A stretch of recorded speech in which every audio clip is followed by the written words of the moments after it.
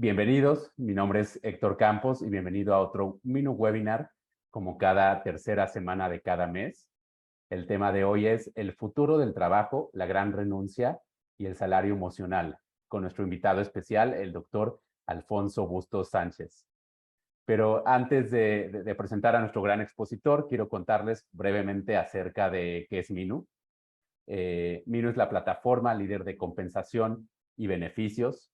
Somos pioneros en el beneficio de salario on demand y nuestra misión es mejorar la salud financiera de millones de trabajadores. A través de nuestra tecnología, los colaboradores de las empresas pueden acceder a una variedad de beneficios enfocados en mejorar su bienestar físico, mental y sobre todo financiero. Tenemos el honor de trabajar con muchas de las mejores empresas del país. Tenemos más de 250 clientes como Total Play, Grupo Modelo, Telefónica, Cinemex, entre otros. Y ya son más de 500,000 colaboradores que usan activamente nuestros beneficios y están mejorando su salud financiera. Somos una plataforma todo en uno, en donde a través de una app los colaboradores cuidan de su bienestar físico con nuestros beneficios de telemedicina, acceso a consultas en línea con doctores, nutriólogos, también tienen acceso a coberturas médicas, programas virtuales de ejercicios, planes de alimentación y mucho más. Cuidan su bienestar mental a través de terapias online con psicólogos, cursos de meditación, ejercicios de paso activa y por supuesto que mejoran la salud financiera a través de nuestros beneficios de salario on demand, que es el acceso al salario ya trabajado antes del día de pago. Tienen acceso a nuestra caja de ahorro digital, es una sociedad cooperativa de ahorro y préstamo, donde los colaboradores pueden ahorrar con atractivos rendimientos, acceden a préstamos con tasas preferenciales y acceden a un programa integral de educación financiera. Esto creemos que la parte de bienestar financiero no está completa si los colaboradores no tienen un conocimiento de sus finanzas personales, de cómo están parados en sus finanzas y cómo pueden mejorar y aumentar su calidad de vida. Premiamos los buenos hábitos de los colaboradores con recompensas que se pueden convertir en donaciones a causas sociales como plantación de árboles o becas estudiantes. Y para las empresas disfrutan de grandes beneficios como que pueden mejorar la retención de su talento hasta en un 20%, cumplir con la NOM 035. Es un canal de comunicación donde los colaboradores a través de la app eh, pueden comunicarse con ellos, pueden enviar comunicados importantes y tienes acceso a reportes y datos para conocer cuáles son los beneficios que usan tus colaboradores, qué les interesa más y propiciar su bienestar en estos tres rubros. Y bueno, todos estos beneficios son con una inversión básica de tan solo 59 pesos por empleado por mes. Los invito a que nos contacten para poderles dar más información o que nos visiten en nuestro sitio web minu.mx. Y ahora sí, el día de hoy seguiremos hablando de bienestar de los colaboradores, ahora con el futuro del trabajo, donde cada vez más en todos los niveles de las organizaciones necesitamos atraer y retener al mejor talento. Este talento quiere ver compensado su compromiso desde muchas vertientes: la flexibilidad, el bienestar, el salario emocional, las opciones de carrera y por lo tanto conocer las aspiraciones de nuestro talento, que es lo que los mueve, se vuelve cada vez más relevante para construir las condiciones laborales que propician la productividad y el bienestar integral. Y pues ahora sí me da muchísimo gusto presentar a nuestro invitado el día de hoy, el doctor Alfonso Bustos. Déjenme darles una reseña del doctor. Tiene un doctorado en psicología de la educación por la Facultad de Psicología de la Universidad de Barcelona. Actualmente dirige la Digital Academy en Rico, Europa. Es profesor de la Barcelona Business School de la Universidad Pompeu Fabra y Advisory Council Member de Harvard Business Review. Es mentor del Tech Innovation Girls Challenge, miembro del Diversity and Inclusion Council en Rico, promotor de la iniciativa Women in Action en Rico, así como conferencista en el STEM Women Congress. También ha sido profesor investigador de la Universidad de Barcelona y de la UNAM por más de 20 años. Actualmente realiza investigación sobre el futuro del trabajo, hybrid work, adaptive learning, personalización de la educación, colaboración e inteligencia artificial aplicada al aprendizaje y también se desempeñó como director de formación corporativa en BBVA Bancomer y fue el creador de la Universidad BBVA, en donde desarrolló uno de los modelos de universidad corporativa más exitosos de nuestros tiempos.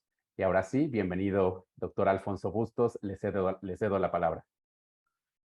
Muchísimas gracias, Héctor. Buenos días a todos en México. Espero que después de esta madrugada de otra vez un temblor, estéis todos bien y os encontréis todos estupendamente. Muchísimas gracias a Minu por la invitación y a Pedro Borda, que es quien ha gestionado esta oportunidad para mí, porque es un honor estar en este espacio tan vuestro, tan continuado y de tantas asistencias. Así que mil gracias por invitarme y por pensar que podía contribuir con algunas de mis ideas a propósito del tema que nos ocupa, que es el futuro del trabajo. Dejarme compartir primero que desde mi punto de vista muy personal y algo que he venido desarrollando desde hace más o menos 2 años, es que el futuro del trabajo es el aprendizaje. El aprendizaje en las organizaciones tendrá que ser digital, mediado por digital, ayudado por los eventos digitales.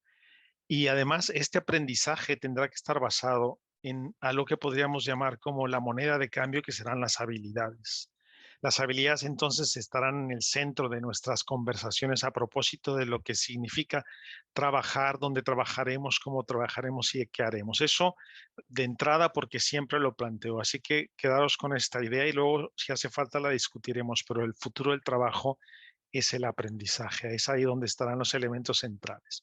He preparado esta sesión para compartirlos con vosotros en los siguientes 45 minutos a propósito de la reentrée a nuestras actividades en septiembre. En España, en México, en muchos países, la vuelta al colegio, la vuelta de las instituciones, la vuelta del verano, ya estamos en otoño a partir de ayer afortunadamente, supone siempre como una reentrée, como dicen los franceses. Y esa reentrée también plantea una serie de preguntas para las personas o la oportunidad para que las personas se pregunten qué hacen en el trabajo que están haciendo, cuál es el sentido de la contribución que están haciendo en ese trabajo que tienen y que a lo mejor busquen opciones para moverse o cambiar de trabajo. En España tenemos datos ahora mismo de que el 70% de las personas podrían estar en este proceso de búsqueda de otra opción laboral, mientras que en enero de este año solamente el 52% lo estaban haciendo. Esto nos debe alertar claramente de que esta idea de que las personas nos estamos tratando de resignificar lo que quiere decir trabajar, es muy importante y es un tema central en la forma en la que nos representamos, ya insisto, no solamente el trabajo, sino también dónde trabajamos, cómo trabajamos y la compensación que recibimos a propósito de ese trabajo que hacemos. Por lo tanto, es un tema que ya nos ocupa desde la pospandemia, si es que podemos decir que ya estamos. Me parece que la OMS ya ha decretado que estamos en pospandemia, pero que además nos ocupa más también por este proceso estacional, ¿no? Yo he preparado esta sesión a propósito de tres grandes cosas. Os quiero compartir el contexto más global de por qué las personas podrían estarse marchando de las organizaciones y cuáles son los factores globales que hemos identificado que consiguen fidelizarlos, que consiguen hacer esto que Héctor planteaba como retenerlos, que además de fidelizarlos consigue que las personas contribuyan, aporten valor a la organización, que me parece que es un concepto más importante que solamente fidelizarlos. Y la gente nos gustaría que el talento se quede, pero nos gustaría más que el talento aporte. Y para que aporte y contribuya, necesitamos algo más a propósito de lo que ofrecemos desde el punto de vista de la organización. El segundo aspecto que trataré es el contexto más local, el español, que es el que os puedo compartir. Yo soy mexicano, he hecho gran parte de mi carrera en México, pero los últimos 20 años ya he estado en el contexto español y ahora mismo a propósito de este tema os puedo compartir lo que en España está ocurriendo y lo que algunos estudios nos ofrecen a propósito de por qué la gente decide quedarse en una organización o por qué la gente decide irse de una organización y todavía más por qué la gente decide que es lo que le ofrece la organización es algo que le permite atribuir sentido al trabajo que hace. Y la última parte será muy sencilla, pero tocaré el aspecto cultural, porque ya veréis que hay una ecuación muy sencilla que seguramente todos vosotros conocéis, pero que es muy importante. O sea, los beneficios, el salario es muy importante, pero la cultura multiplica. Me centraré en esa noción. Los beneficios y el salario son fundamentales, pero la cultura multiplica a propósito del futuro del trabajo. Dejarme que empiece por un tema que me parece relevante y es un tema profundamente psicológico. Y si queréis lo podéis considerar así. Es el tema que a mi juicio es el más central desde el punto de vista de la transformación de la visión personal del trabajo y tiene que ver con la identidad laboral. No sé si habéis visto ya esa serie, no sé si conocéis ya la serie Severance, pero no necesariamente describe lo que es el futuro del trabajo, pero es, si me lo permitís así, una distopía de lo que podría ser el trabajo. Por lo tanto, es provocativa. Esta serie nos deja ver, si no la habéis visto, echarle un vistazo porque vale la pena, cómo podríamos entender este molde de la identidad laboral que se está rompiendo. En la serie, en el argumento principal de la serie, una organización encuentra un procedimiento quirúrgico para separar los recuerdos de la persona del ámbito laboral y del ámbito personal. Este experimento a propósito del equilibrio entre la vida personal y el trabajo es un experimento que al final resulta desagradable, como no podría ser de otra manera una distopía de esta naturaleza, pero que nos invita a explorar lo que puede ser la necesidad de confrontar en este momento la verdadera naturaleza del trabajo, la naturaleza del desarrollo de la persona, del yo, del self, y la identidad laboral que hemos venido desarrollando y la que empieza a aparecer actualmente. Por lo tanto, creo que a propósito del futuro del trabajo, a propósito del salario emocional y a propósito de la gran renuncia, la identidad laboral es un tema central y las organizaciones tenemos que no solo entenderlo, sino aportar algún tipo de reflexión a propósito de cómo ayudamos a las personas en la organización a desarrollar, construir y diversificar esa identidad laboral que estamos deconstruyendo. Es una gran oportunidad para todas las organizaciones y más para los profesionales de los recursos humanos, de las áreas de talento y de cultura, de diseñar el futuro del trabajo. Esa oportunidad es incluso asociada, a mi juicio, a las posibilidades de el desarrollo de esa identidad laboral. Fijaros estos datos que os quería compartir. En una sociedad más o menos fluida como la que entendemos, en que las cosas son cada vez menos sólidas y en la que hay esta movilidad porque es fluida, la aparente centralidad del trabajo empieza a ser menor. Hace unos años, en las generaciones previas, la centralidad del trabajo era fundamental. Incluso la vida podía ser el trabajo. Incluso hay textos desde la psicología organizacional poderosos, clave, que planteaban esta idea. Pero esa centralidad empieza a difuminarse, porque otros contextos son igualmente o incluso más importantes para el desarrollo de las personas. Por lo tanto, tenemos que tenerlo en cuenta cuando hablamos de futuro del trabajo. Los jóvenes tienen ahora mismo menos problemas en cambiar de trabajo de los que en el pasado. En resumen, no se ven atados a un desarrollo laboral como otras generaciones. Esto está cambiando sustancialmente y me parece que lo sabemos todos, lo tenemos informado y yo os compartiré datos a propósito de esto. Lo que me hace generar este comentario es que justamente lo que aparece ahora es que esta relación con el trabajo se convierte cada vez más en algo episódico y volátil. Cada vez más las personas, sobre todo las generaciones como los millennials y ahora que se empiezan a incorporar al trabajo la generación Z, cada vez será más episódico y volátil. Lo que quiere decir es que con mayor dificultad conseguirán construir una fidelidad, un sentido de compromiso intenso, sólido y permanente. Por lo tanto, el reto que tenemos las organizaciones en ese contexto de futuro del trabajo es cómo hacemos que eso episódico y volátil, sea como sea, permita a la persona contribuir con valor en la organización.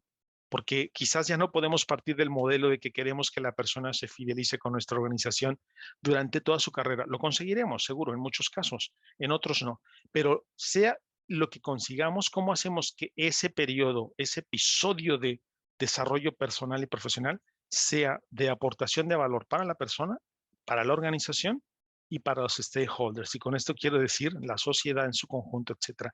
Es un tema no de alto nivel. Es fundamental pensar en que la identidad de las personas está construida a propósito de esa posibilidad de ofrecer valor. Y finalmente, esa identidad de la que os estoy hablando, que está cambiando totalmente, vinculada al trabajo, que en otras generaciones estaba muy marcada, incluía solo el desarrollo personal, hoy mismo está perdiendo peso. La identidad de las personas ya no solamente depende de su participación en un contexto laboral de una naturaleza. Depende de su participación cada vez más intensa en otros contextos sociales, comunitarios, de voluntariado. Depende mucho más de su participación incluso entre esos ámbitos de frontera entre la organización, la sociedad, lo comunitario, etcétera. Cada vez se parecerá más a eso. Por lo tanto, esta identidad será un factor clave. Entender entonces cómo las personas en el ámbito laboral estarán desarrollando en el futuro su identidad será importante y será un ámbito que nos permitirá justamente conseguir lo que en las empresas nos interesa, fidelizar a las personas y que esa fidelización se refleje en contribución, no solamente en permanencia, ¿eh? La permanencia es clave, pero permanencia más contribución debería ser el aspecto central de las áreas de recursos humanos al respecto del talento y del capital humano, porque me parece que es la fórmula ideal para aportar valor a las sociedades. Esta búsqueda entonces de estos elementos de significado y de sentido en el trabajo es cada vez más evidente. Las preguntas de qué debería significar mi trabajo para mí, cómo puedo encontrar un rol que esté más alineado con mis valores, es fundamental. Las preguntas que nos hacíamos las generaciones anteriores son muy distintas a estas, pero incluso ahora mismo, algunas generaciones como la generación X, por ejemplo, o incluso algunos baby boomers, están volviendo a preguntarse esto a propósito del fenómeno de la gran renuncia. Y tiene cierto sentido, tiene cierto sentido que el significado, la aportación de valor sea algo que estamos preguntándonos constantemente en este espacio. Si me permitís ahora, habiendo planteado este tema central que a mi juicio es fundamental y tenemos que pensar y perdonar que sea un tema profundamente psicológico, pero es que además es fundamental, la identidad de las personas en el trabajo. Tenemos que reflexionar sobre ello, tenemos que escribir más sobre ello, tenemos que discutir en la organización y también tenemos que preguntarnos en los ámbitos de recursos humanos, de talento y cultura, ¿cuál es la identidad poderosa que queremos generar en nuestra organización? ¿Qué les da ese elemento identitario en nuestra organización? Porque eso les permitirá ofrecer valor a propósito de la fidelización, de la atracción y de la contribución del talento.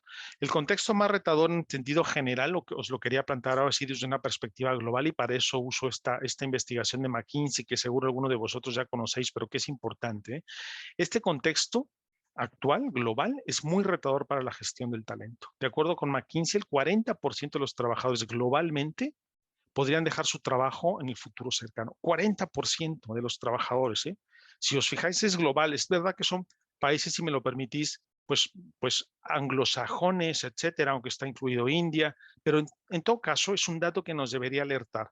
A lo mejor el 40% de vuestra fuerza de trabajo, de vuestro capital y de vuestro talento se está pensando sin marcharse. Tenemos que tener entonces en cuenta este factor porque parece un dato preocupante y la pregunta que os haría hoy es, la que nos deberíamos hacer todos es, ¿perderemos talento en todo este contexto? Y si perdemos talento, ¿qué pierde nuestra organización? ¿Pierde identidad? ¿Pierde conocimiento? ¿Pierde capacidad de generación de valor? Pierde muchas cosas. Así que es una pregunta que no es baladí, es fundamental hacernos a propósito de la gestión. Este mismo contexto nos señala McKinsey que tiene un factor agregado fundamental. Cuando la gente se cambia de trabajo en un sector, no volverá a ese sector. Es curioso, pero el 65% de los que se marchen no volverán a ese sector, a la farmacia, a la farmacéutica, al sector financiero, etcétera.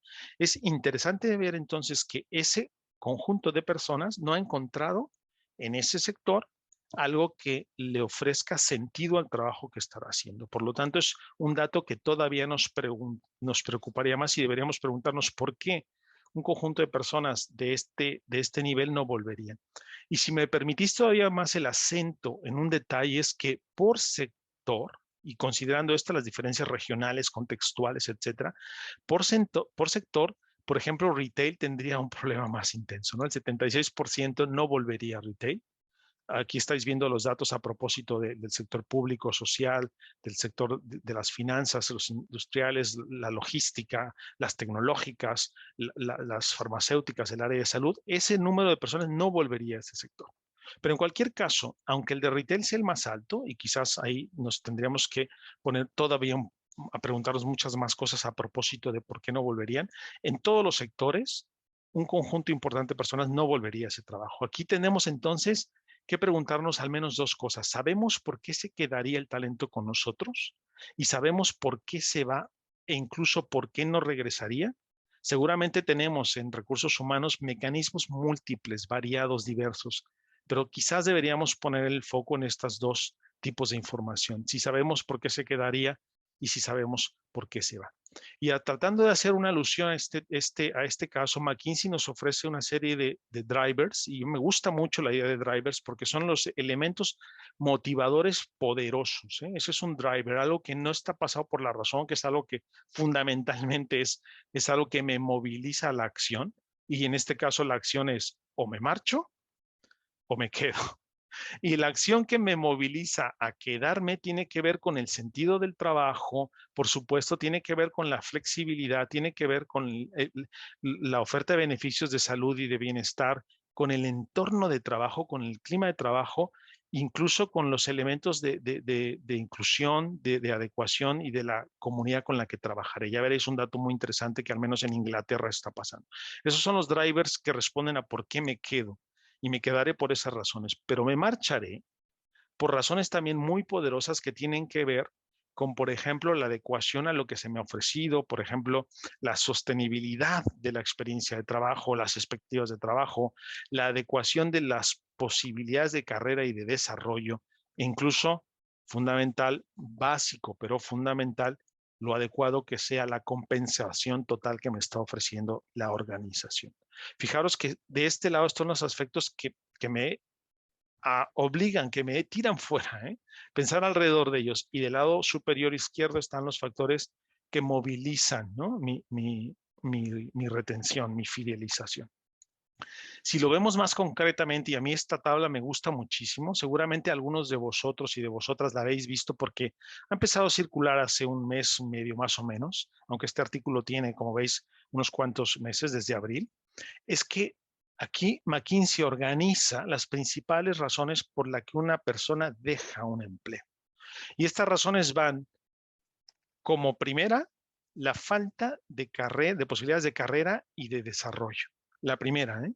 Por primera vez, esto en muchos estudios aparece como el primer factor. El segundo, por supuesto, que es lo inadecuado de la compensación total. Y los siguientes, casi todos tienen que ver con aspectos de la cultura de la organización. El liderazgo no inspirador o la falta de liderazgo que cuide a las personas, la falta de significado en el trabajo, del sentido, la falta de consecución de las expectativas creadas a propósito del trabajo, la falta de flexibilidad en el trabajo, la falta de apoyo en aspectos de salud y de bienestar, y así otros elementos que tienen que ver sí con beneficios, pero que no son solamente eso, son parte de la cultura de la organización. Quedaros con estos tres porque son fundamentales y me parece que el primero es clave, ¿no? Insisto, esta es la visión más global, ¿eh? Las personas dejarían un empleo por estos aspectos y fundamentalmente por la falta de desarrollo, pero no nos olvidemos de la compensación del sentido del trabajo, etcétera.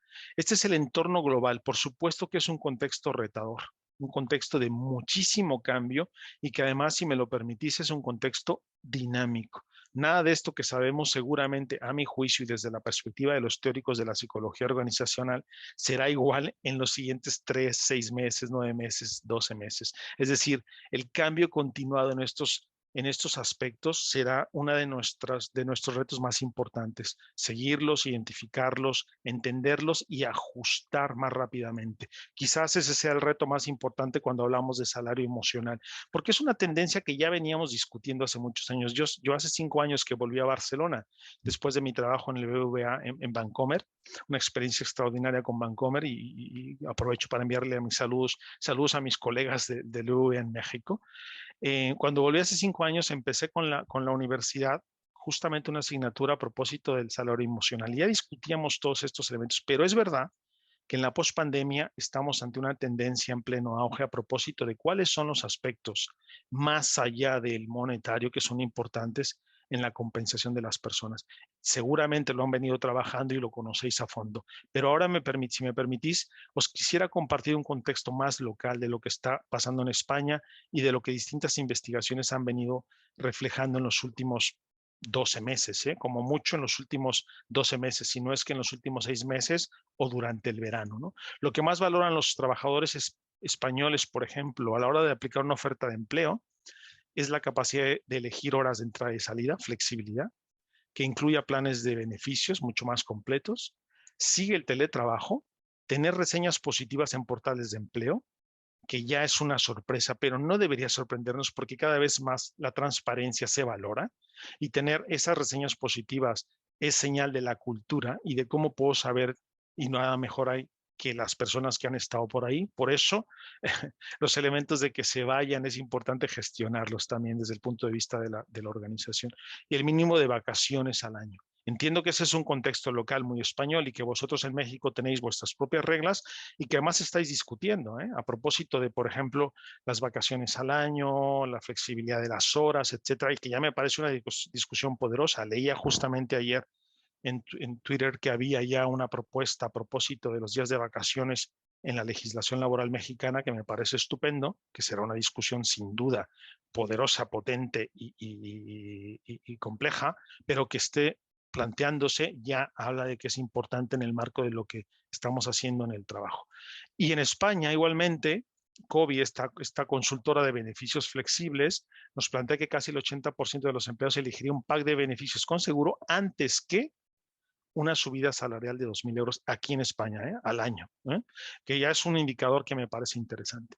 Sodexo, otra compañía que gestiona también aspectos asociados a las compensaciones, plantea que la importancia del salario emocional tiene una base generacional. Por eso, por esta idea de la base generacional, yo pondré un foco más intenso en ese detalle. Pero por ejemplo, plantea que las empresas que se limiten a una propuesta de valor basada en un salario elevado, corren el riesgo de obtener trabajadores cuyo único incentivo sea el monetario. Y es un alto riesgo para las organizaciones. Pensar que ahora mismo en esta lucha, en esta guerra del talento post pandemia, la solución está vinculada a la oferta salarial. Está claro, como nos indica Sodexo, que esa propuesta de valor no será suficiente para atraer al mejor talento que contribuya mejor en nuestra organización. Por muchas razones, pero claramente una de ellas es que entonces esa movilidad se estará generando más allá de lo que a la gente le interesa porque no estará ahí asociada a los aspectos que ofrecen valor a las personas. Tenemos que pensarlo con mucha precisión. Luego, ofrecer beneficios adicionales como aquí en España, la conciliación, los días de trabajo, las vacaciones adicionales consensuadas, los planes de carrera, las ayudas al transporte o guardería, pues refuerzan una propuesta de valor que se apoyan también en aspectos cualitativos y que generan un impacto positivo en la fidelización. Este aspecto, que ya también conocéis perfectamente en México, tiene un componente asociado a la tecnología y la personalización. Si somos capaces de entender, y ahora lo veremos con más detalle, los aspectos que definen a las personas en nuestra organización y la identidad que queremos generar, seremos capaces de responder a estos aspectos cualitativos de una manera mucho más específica y personalizada. Entiendo que esto lo debemos de ubicar siempre en la región, en el contexto, en vuestro sector y en vuestras compañías. ¿Cómo lo haréis? Pero no tenerlo en cuenta será, a mi juicio, un error a propósito de lo que nos espera en el futuro del trabajo. Ernie, otra consultora, nos dice claramente, y por eso insisto en este tema, que cualquiera de las formas más efectivas de crear este salario emocional tendrá que estar basado en una preocupación genuina por las personas y en una capacidad de la organización de identificar situaciones concretas de grupos relevantes en la organización, que además les permitan responder a problemas concretos de esos grupos relevantes, ¿no? Estos grupos relevantes pueden ser estas agrupaciones de categorías de empleados por diversas variables, por diversas informaciones que os permitan responder a esa preocupación genuina. Insisto, eso lo conseguiremos si tenemos una gran capacidad de conocer a las personas, una gran capacidad de analizar los datos a propósito de nuestros colaboradores y de responder de manera, por supuesto, ética, responsable al uso de esos datos en aras de esta respuesta genuina a su bienestar y a su conexión con la organización. Así que este tiempo dedicado a conocer a cada persona, a cada segmento de colaboradores, a cada subgrupo de colaboradores, debería ir acompañado de una propuesta de la cultura de la empresa basada en la colaboración, la transparencia, la ética, si me lo permitís, fundamental, en los datos para disponer de mecanismos que permitan la conciliación total, al menos en España es lo que estamos discutiendo, y además definir carreras profesionales que definan, que fomenten el aprendizaje continuo. Fijar dos conceptos que para mí son clave, esta conciliación total y esta idea de repensarnos en la organización cuáles son las carreras profesionales que irán fomentando el desarrollo y el aprendizaje de las personas. ¿Qué motiva a los trabajadores en España? Permitidme que os comparte estos datos porque son interesantes y paso por una serie de tablas para que lo veáis. Y aquí es donde el foco está en las intergeneraciones. Por supuesto que la generación Z, tener una remuneración adecuada, aparece como una motivación fundamental, pero no es la primera. La primera era para las generaciones Millennial, X y Baby Boomers, pero es la primera vez que la generación Z, que ya ha sido posible encuestarla aquí en España, ya no reporta que su primera motivación necesariamente es la remuneración. Hay otras como la conciliación de la vida laboral y personal, que en otras generaciones estaba en el segundo, como los millennials o los X, o incluso en el quinto, como los baby boomers. Pero fijaros cómo esta remuneración, considerar la vida laboral, tener un buen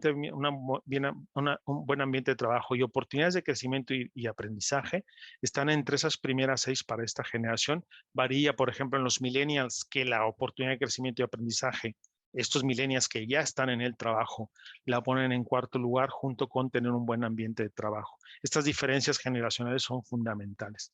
¿Y qué es lo que valoran más allá del sueldo en España estas generaciones? ¿Cuáles son los beneficios que tienen actualmente?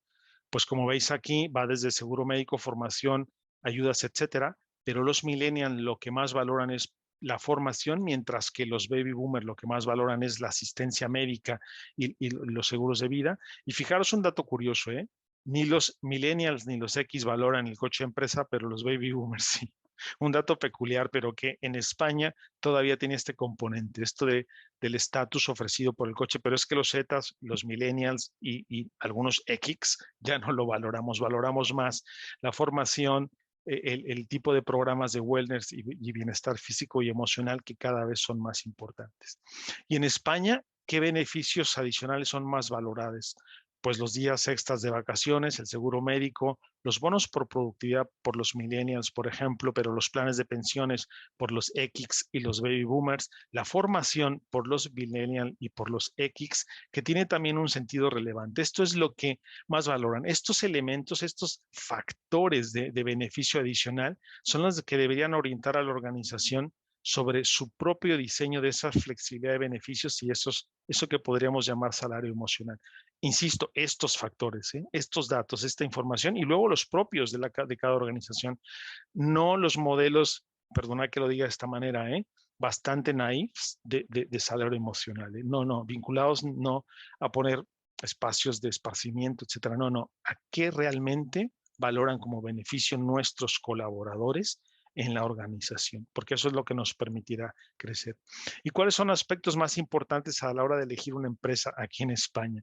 Pues como veréis, para los Z, para los millennials, los X y los baby boomers sigue siendo que permita progresar profesionalmente como primer lugar. Esta es una coincidencia con el estudio de McKinsey Global, que me parece interesante y que estoy seguro que ya vosotros me contaréis en el futuro, pero que se repetiría en muchos sentidos en contextos de México y de Latinoamérica.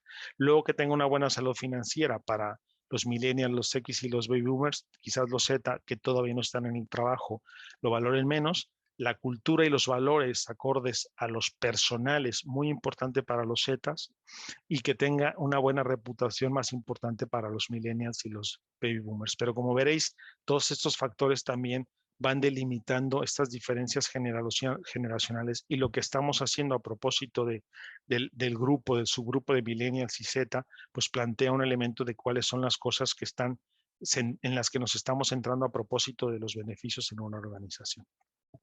Y los que más valoran las generaciones. Aquí no tenemos generación Z porque todavía no hay una masa crítica suficiente en el trabajo, pero lo que más valoran los millennials, por ejemplo, son los días extras de vacaciones, el seguro médico, los bonos por productividad, los X, los días extras de vacaciones también el seguro médico, y los baby boomers, pues el plan de pensiones, como no podía ser de otra manera, y otros elementos, ¿no? La formación, como veis aquí, y algunos otros elementos como los programas de wellness y bienestar, están también en los elementos intermedios de valoración de esos beneficios adicionales. Insisto, estos son los elementos que deberían usar o deberíamos usar, al menos en España, en las organizaciones como argumentario para tomar decisiones, luego contrastados con nuestras propias características en la organización y con la comprensión que tenemos de nuestros propios colaboradores.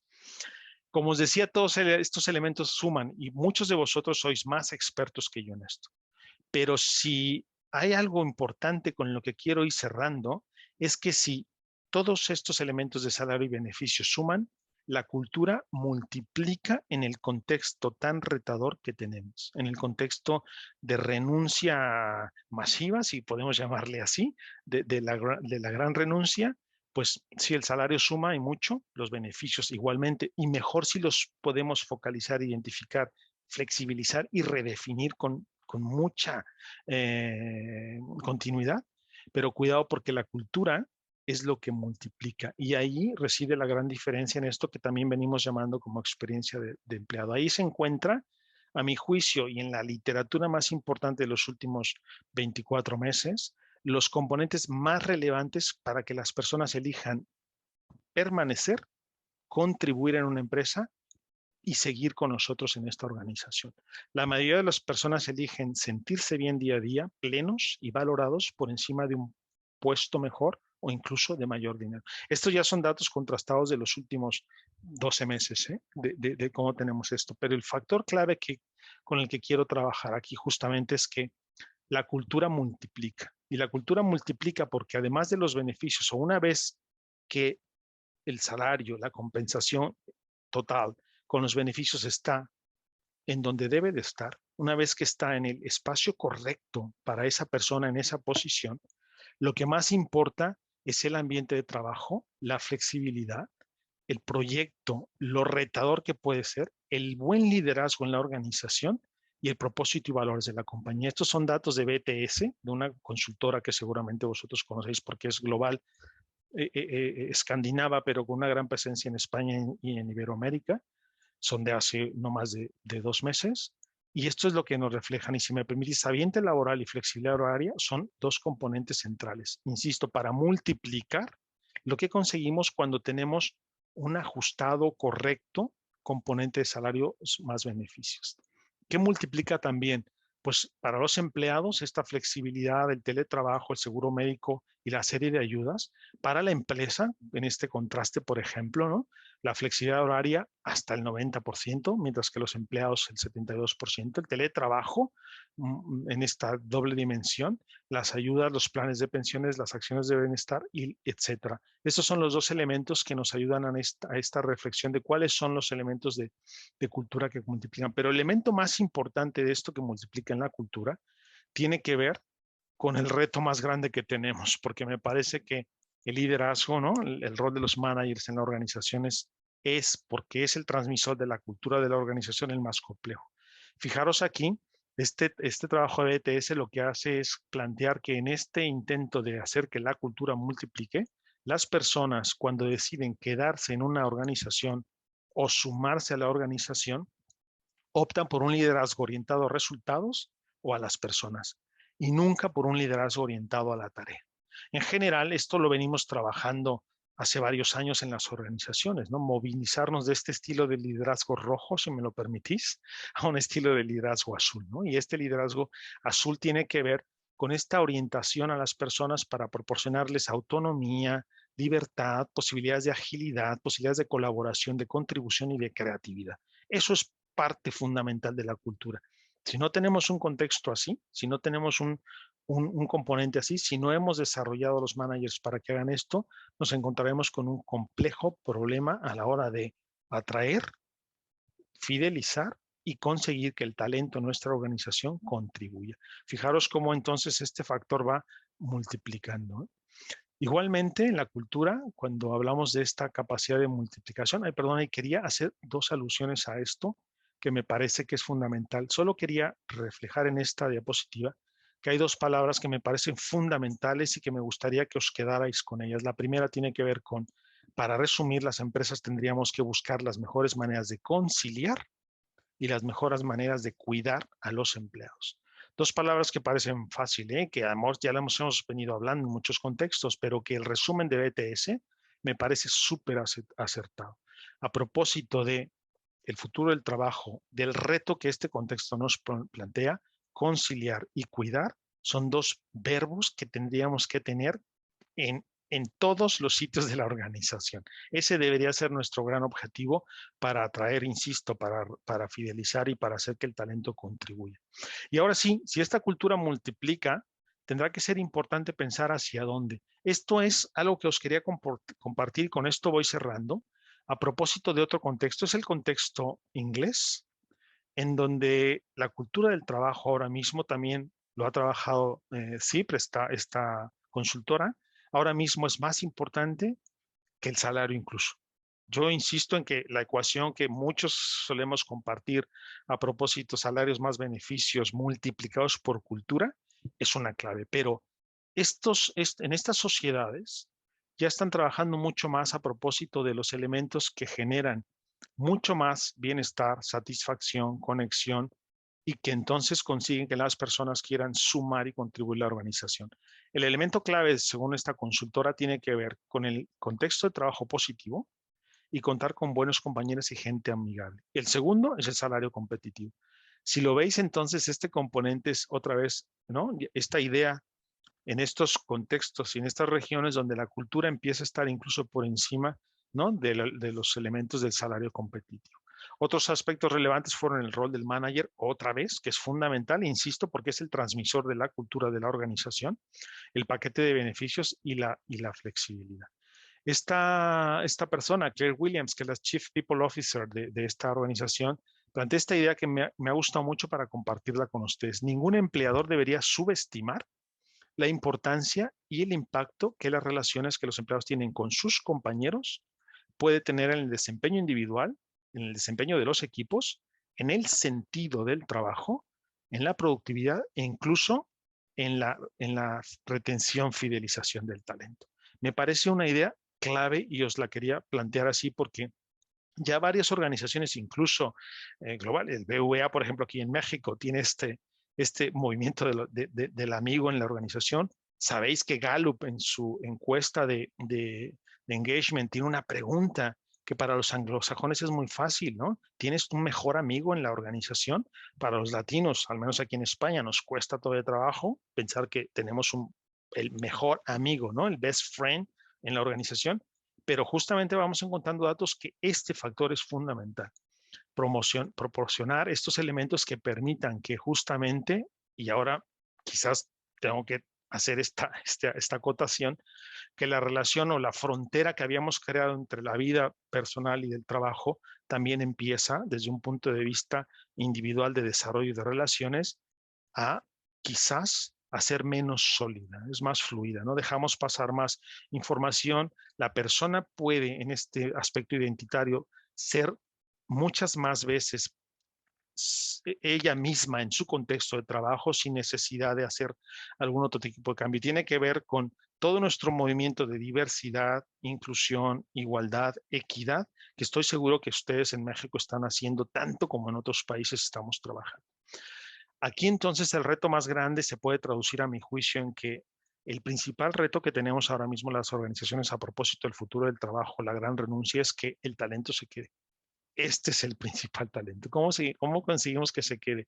Y si me permitís, agrego la coletilla que a mí me gusta mucho. No solo que se quede, no solo que permanezca, sino que contribuya porque encuentra sentido a lo que está haciendo y quiere aportar valor a la organización, al equipo y a los stakeholders en sentido amplio, ¿no?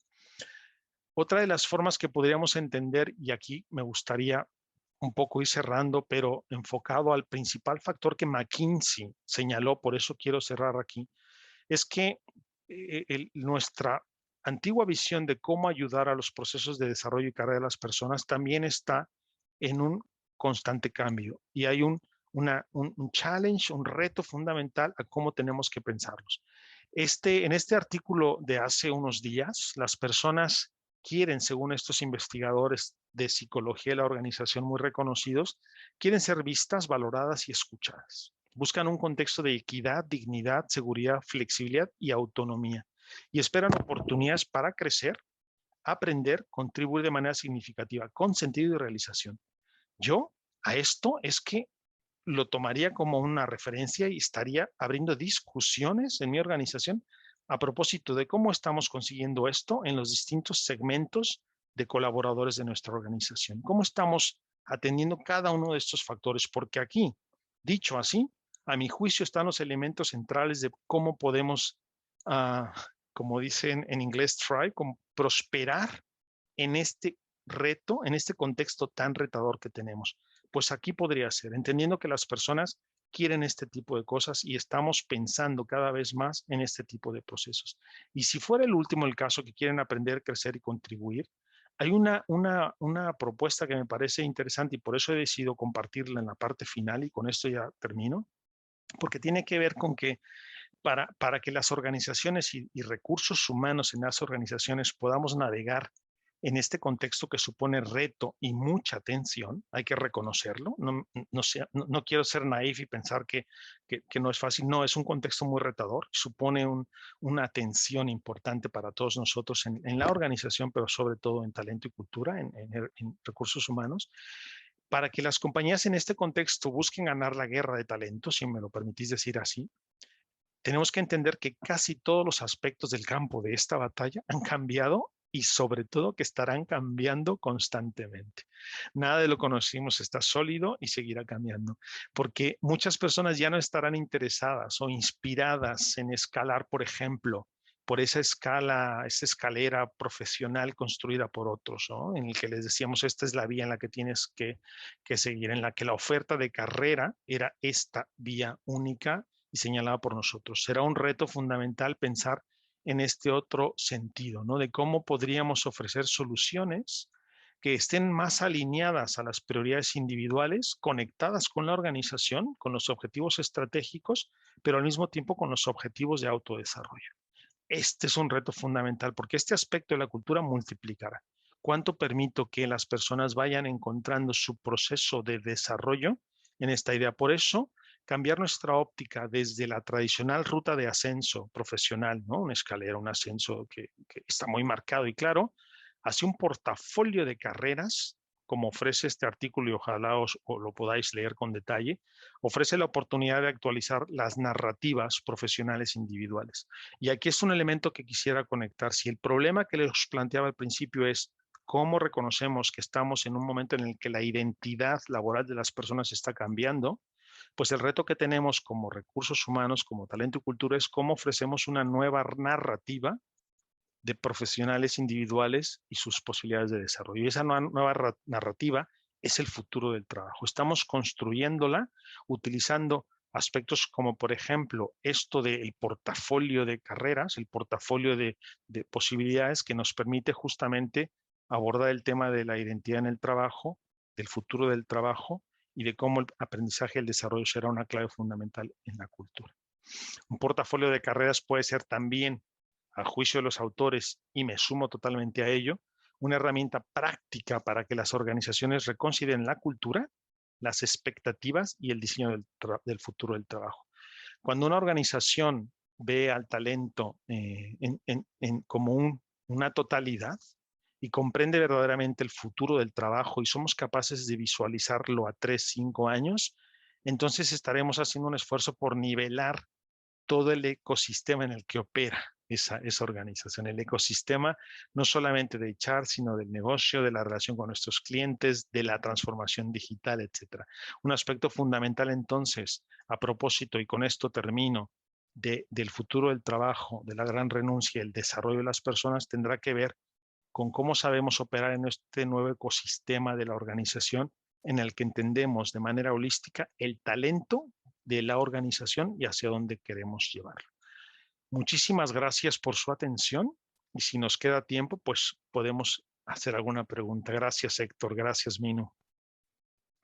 Muchísimas gracias, Alfonso. Temas muy importantes y sobre todo en nuestro contexto mexicano. Ha sido un año donde se han dado todas estas discusiones sobre cuál sería la mejor manera de abordar el trabajo remoto, horarios flexibles. Se ha discutido incluso en el legislativo la NOM 035, donde las empresas tienen que identificar los factores de riesgo psicosocial en el trabajo. Entonces creemos que toda esta información que nos compartes se vuelve cada vez más relevante para nosotros.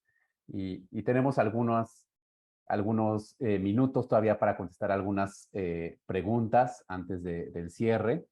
Eh, Sara Cortina nos pregunta, ¿hasta qué punto el desarrollo de habilidades es responsabilidad de las áreas de recursos humanos y en qué porcentaje es responsabilidad de cada empleado? Sara, muchas gracias por preguntar. Me alegra mucho saber que estás por aquí, que sepáis que conozco a Sara, una gran profesional del área de learning, y entiendo la pregunta, por supuesto.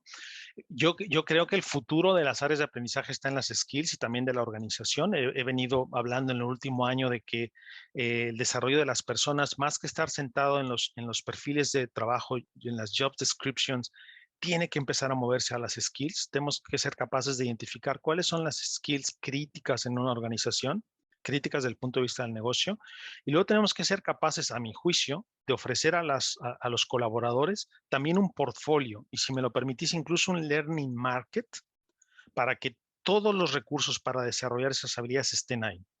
La decisión última, a mi juicio, y creo que la mayoría de los teóricos SARA así lo plantean, está en la persona. La organización tiene la obligación, si me lo permitís, porque necesita desarrollar ese talento, de desarrollar todo el contexto necesario para ese marco de desarrollo de las habilidades.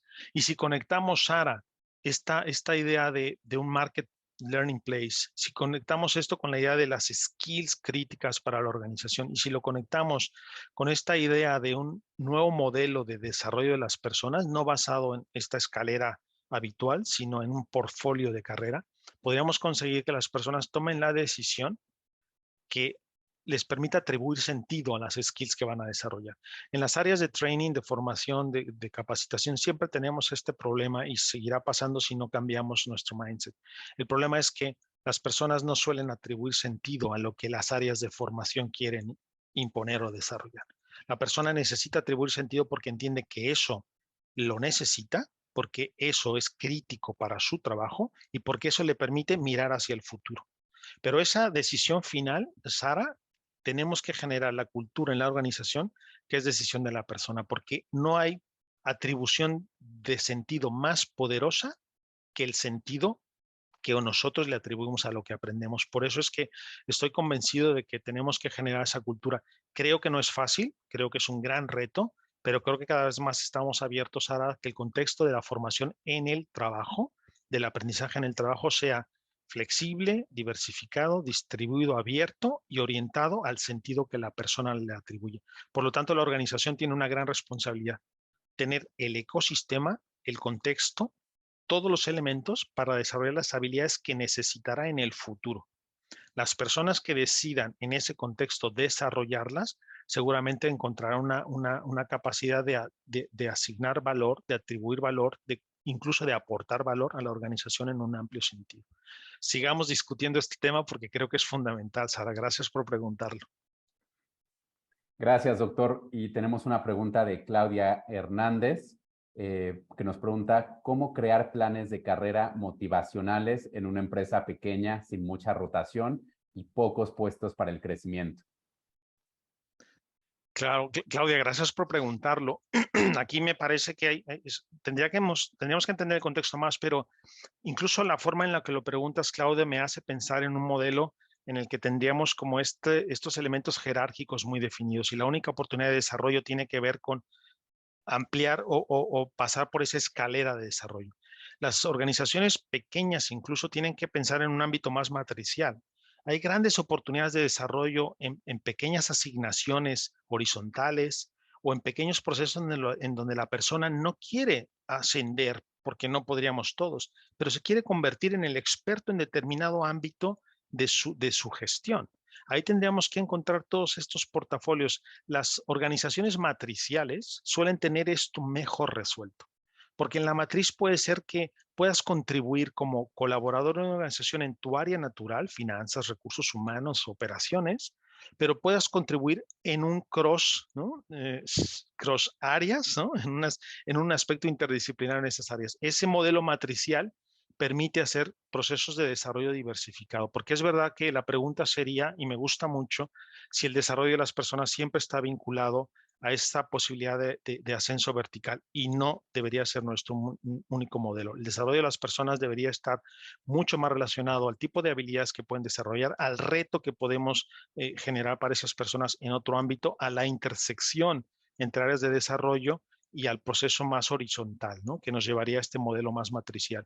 Entiendo que para las organizaciones pequeñas debe ser un reto, pero creo que podríais encontrar también aspectos relevantes para crear estas asignaciones, proyectos, trabajos como equipos matriciales, etcétera, que permitan justamente que el sentido del desarrollo no esté solo en lo vertical, sino esté en el dominio de la tarea, en el reto de un nuevo proyecto, en la participación en un nuevo equipo y en la, si me lo permites, Claudia, en la agregación de habilidades nuevas, tanto habilidades blandas como técnicas, a mi bagaje personal, a mi mochila personal de quién soy, qué soy capaz de hacer y cómo puedo contribuir a la organización. Muchas gracias. Nos da tiempo para dos preguntas más máximo. Tenemos una pregunta de Segundo Vázquez, muy interesante. Él menciona, ¿qué podemos hacer para darnos la oportunidad de que nos sigan considerando como trabajadores necesarios a pesar de la edad, mayores de 65 años? Es un gran reto social, es Máximo el nombre, ¿verdad? Es Segundo Vázquez. Segundo Vázquez, gracias por plantearlo. Un tema central, al menos compartirte que aquí en España estamos en una gran discusión a propósito del talento en las organizaciones de personas mayores de 50 años, que es fundamental, es una discusión social que tenemos que tener por las curvas generacionales, etcétera. Pero me parece que un ámbito central, si me lo permites, es asociado a esto que Sara preguntaba al inicio, ¿no? Cómo las personas también asumimos nuestra empleabilidad como esta capacidad personal de estar sumando estas skills que van a ser críticas en el futuro. Muchas veces la organización es capaz de dejarnos ver dónde está la criticidad de las skills que va a necesitar. Hay empresas como el BVA, por ejemplo, que hace años, cuando yo estaba en esta organización, acometió la transformación digital y fue capaz de trasladar a la organización que habilidades asociadas a agilidad, a gestión de proyectos, a transformación digital iban a ser importantes. Y ahí las personas, incluso de mayor de 50, 60 años, tuvieron un rol importante que hacer. Mi ejemplo, perdona que sea tan concreto, pero la Universidad Vancomer, cuando la creamos y cuando la lanzamos, puso el foco fundamental en las personas mayores que no deberían quedarse atrás. Y creo que es una responsabilidad de la organización, pero las personas tenemos que ser capaces de identificar cuáles son esas habilidades, movilizar todos nuestros recursos organizacionales, personales y sociales para sumarnos a este movimiento de las habilidades que van a ser importantes. Entiendo que es un reto para las personas, para todas nosotras, pero creo que lo tenemos que asumir de esa manera. E insisto, aquí en España, solo como ejemplo, la discusión ahora mismo es muy importante. Y un argumento central es el talento senior tiene mucho que aportar, tiene grandes habilidades que desarrollar. Así que, mira, quizás déjame invitarte a hacer una cosa. Movilízate tú para empezar a alzar la voz del gran talento senior, de las grandes habilidades que los seniors han desarrollado. Hay que mostrarlas. Vuestra empleabilidad depende de que seáis capaces de trasladar que hay muchas cosas que en vuestra experiencia habéis aprendido a hacer mucho mejor, muy bien, y que podéis aportar valor. Luego ya verás que se sumarán otras voces. Ya me encargaré yo de sumarme también cuando pueda a ese llamado a la discusión en México a este propósito. Gracias por abrir este tema. Gracias. Y las últimas preguntas. Mariela Sosa pregunta, ¿qué estrategia sugieres para sensibilizar a los directivos y que ellos permeen la cultura en México? Y la siguiente pregunta de Víctor Márquez, ¿alguna literatura de cultura laboral que nos recomiendes? Bueno, la última os pasaré, si te parece, Héctor, si os parece, os pasaré las distintas lecturas que os propongo y ustedes las publicáis, las compartís, porque me parece muy importante. Tengo 4 o 5 que he seleccionado a propósito y os lo compartiré a quien ha preguntado esto. Y luego la Perfecto. primera pregunta es fundamental, es importantísimo que en toda transformación cultural los primeros que tienen que estar al frente es el board, es el C-level, ¿no? Es el comité de dirección. Y yo creo, siempre lo he dicho así, en todos mis ámbitos de actuación, que la primera manera de poder sensibilizar al comité de dirección es haciéndole saber que, que el valor que la organización ofrecerá a los clientes, a la sociedad, a los distintos stakeholders, está en riesgo si no desarrollamos una transformación cultural de cualquier índole. Por ejemplo, las que más cercanas tengo son las transformaciones digitales porque he estado en esto desde los últimos 15 años. Si no somos capaces de trasladar al comité de dirección que el negocio y los clientes van a moverse a un ámbito digital en el que si no estamos ahí no seremos capaces de ofrecer valor y por lo tanto perderemos nuestro ámbito de actuación, pues entonces tenemos que hacer estos cambios, tenemos que promoverlos y liderarlos por el comité de dirección. Quiero decir en resumen que es si somos capaces de trasladar que para que el negocio siga siendo una oferta de valor a nuestros clientes necesita asumir esa transformación, tenemos que demostrarlo al comité de dirección y ponerlos al frente de esa transformación. Y si conseguimos hacer esto, creo que serán ellos los que pedirán a la organización que se movilice. Será el comité de dirección que tenga claro que esa es la transformación cultural que ha de generar. Entiendo que en determinados contextos, y permitirme que con esto acabe mi respuesta, los procesos de transformación cultural generan resistencia, generan, por supuesto, miedo y generan también una tendencia a no salir de la zona de confort. Y también en los comités de dirección hay esto, ¿eh? Y también en los comités de dirección hay esta resistencia. Pues tenemos que identificar claramente cuáles son los factores del negocio, de los clientes, de los empleados y de los stakeholders que nos obligan a pensar en un cambio cultural. Si no los conseguimos, no vamos a tener resonancia con el board, pero si los identificamos y tenemos aliados en el marco de las operaciones del negocio, pues podemos irlo empujando. Así que buscar esas variables porque son clave a mi juicio para que el comité de dirección lidere la transformación. Y termino con esto, si no la lidera el comité de dirección, difícilmente una transformación cultural llegará a buen término. Tiene que liderarla el comité y el CEO o la CEO. Ojalá que haya más ellas liderando las organizaciones. Muchísimas gracias, doctor. Con esto concluimos el mini webinar de hoy. Muchas gracias a todos por sus preguntas.